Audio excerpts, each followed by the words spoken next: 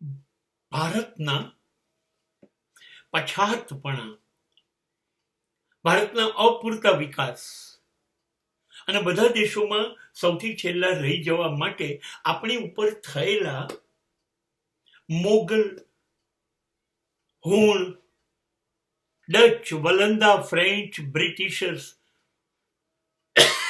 આ બધાના આક્રમણો છે, જેમાં આપણે એટલા બધા વર્ષો, ખાલી 200 વર્ષ તો અંગ્રેજોએ રાજ કર્યું આપણી ઉપર, આપણે વર્ષો ગુલામ રહ્યા અને આ લોકો આપણને લૂંટતા જ રહ્યા. એટલે ભારત પછાત જ રહ્યું, કેમ કે ગુલામોને કોઈ સત્તા હોતી નથી. એની પર જે રાજ કરે એ કહે એમ કરવાનું. તો ભારત પછાત રહ્યું. ચલો, ભૂતકાળ જે પણ હોય, પણ છેલ્લા 75 વર્ષથી આઝાદ થઈ ગયા આપણે લોકો, ત્યાર પછી તો બધું સંચાલન, બધું વહીવટ આપણા લોકોના હાથમાં આવી ગયો. હવે તમે લોકોને દોષ નથી દઈ શકતા. હવે તમારી સરકાર, હવે તમે લોકો વહીવટ કરો છો, તમે અમારા જ માણસો છો. 75 વર્ષથી આ લોકો ગુનેગાર છે. ભારતને પછાત બનાવવામાં આ લોકો ગુનેગાર છે, જેને આપણે ચૂંટીને મોકલ્યા, જે નેતાઓ છે, પક્ષ કોઈ પણ હોય. જાપાન પર અણુબોમ્બ પડ્યો ને પછી 75 વર્ષમાં આજે વિશ્વ નંબર 1 થઈ ગયું, આખું જાપાન ખતમ થઈ ગયું. અને ત્યાર પછી 75 વર્ષમાં આજે પ્રથમ થઈ ગયું, અને જેણે અણુબોમ્બ નાખ્યો એ અમેરિકા એની જગ્યા પર જ રહી ગયું. જો વિકાસ કરી શકાય છે, લાજવાબ વિકાસ કરી શકાય છે. તમે કહો છો અમારી વસ્તી વધારે છે,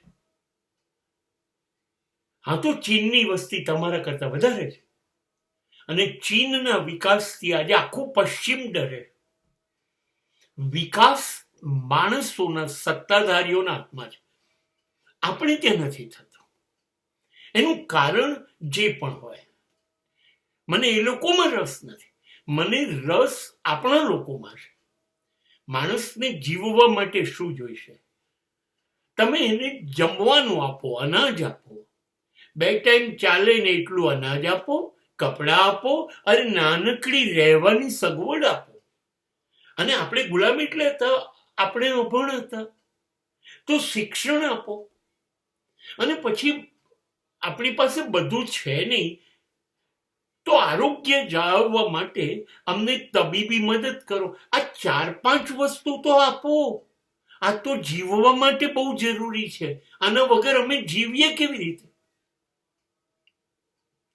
નથી જીવવાનું સારું અને પૂરતું અનાજ મળતું, નથી પીવાનું ચોખ્ખું પાણી મળતું, નથી શિક્ષણ. આપણે જે જોઈએ છે ને શહેરોમાં, એ શિક્ષણ નથી.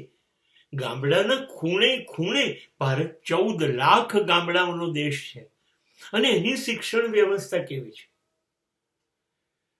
તો નથી ખોરાક, નથી પાણી, નથી શિક્ષણ.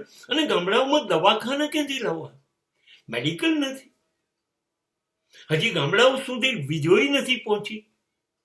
હજી દરેક ગામડાને જોડતા પાકા કાચા રસ્તા નથી, રેલવે નથી પહોંચી. માણસ જીવશે કેવી રીતે? નથી આરોગ્ય સચવાતું, નહીં શિક્ષણ મળતું, નથી અનાજ, નથી પાણી, નથી વીજળી, કપડા નથી. અને તમે એ વ્યવસ્થા પેદા ના કરી શક્યા કે લોકોને કમાવું છે, મહેનત કરવી છે, તો ચલો એમને નોકરી મળે અને પોતાની જાતે કમાય અને પોતાની જરૂરિયાત પૂરી કરે. તમે નથી એ કરી શકતા. અને ભારત પાસે બીજો કોઈ રસ્તો નથી. દિવસ રાત વસ્તી વધતી જાય છે, તો વસ્તી બધી સમસ્યાઓ પેદા કરશે.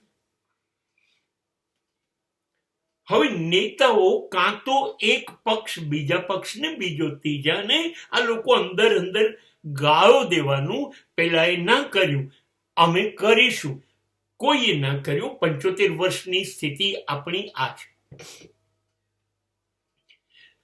અને સરકારના દરેક, એના જે પણ આવે, એના હાથ એ સામાન્ય માણસના ખિસ્સામાં છે. કેવી રીતે સામાન્ય માણસને લૂંટીએ, એ ટેક્સ દ્વારા, ભાવ વધારા દ્વારા કોઈ પણ રીતે લૂંટાય છે માણસ જ. અને સરકાર જે કંઈ ખર્ચા નાખે, જે કંઈ વસૂલાત કરે, એની અસર ધનવાનો ઉપર તો થતી જ નથી. જેને આવક નથી, ખાવાનું નથી, રહેવાનું નથી, ભણ્યા નથી, એવા માણસોના ખિસ્સામાં સરકારના હાથ જાય. 1 રૂપિયો પણ પેટ્રોલનો ભાવ વધશે તો નાના નાના વાહનો ગરીબ માણસોને જ અસર થશે. ઇલેક્ટ્રિકનું બિલ વધશે, લોકોને જ અસર થશે. અનાજના ભાવ વધશે, લોકોને જ અસર થશે. અને કઈ વસ્તુના ભાવ વધ્યા નથી 75 વર્ષમાં, બધાના ભાવ સતત વધ્યા કરે છે. હવે સરકારને જો તમે કહો કે અમે તકલીફમાં છીએ, તો એમની પાસે જવાબ એકબીજાને ગાળો દેવાનો છે, અને કાં તો કુદરતનું બહાનું કાઢશે કે નથી વરસાદ પડ્યો, કાં તો બહુ વરસાદ પડ્યો, કાં તો ધરતીકંપ આવ્યો, કાં તો યુદ્ધ થયું, કાં તો હુલ્લડ થયા. એમની પાસે કારણોની બહાના છે. અને આ રાષ્ટ્રની 140 કરોડ પ્રજા દિવસ રાત મોતની નજીકમાં છે. એમને મરી જવું જોઈએ, પણ એમને આશા છે કે કદાચ કશુંક બદલાય તો આપણે બચી જઈશું. એ લોકોને મોજ શોખ નથી જોઈતા, એમને જરૂરિયાત જોઈએ છે. They don't need entertainment. અમારે મનોરંજન નથી જોઈતું. અમારી આવશ્યકતા, we required our necessity. 2 ટાઈમનું ખાવાનું નથી મળતું ભારતમાં 60% લોકોને. 2 ટાઈમનું. પીવાનું પાણી નથી, જે કુવાઓ તળાવમાં પડ્યું છે વર્ષોથી, એ જ પીવાનું. હવે ખાવાનું નથી, પીવાનું પાણી નથી, તો કપડાં ક્યાંથી લાવશે? તો ભણશે કેવી રીતે? તો બીમારીઓ સામે લડશે કેવી રીતે? રાષ્ટ્રની આ એક પણ સમસ્યામાં નેતાઓ સફળ થયા નથી.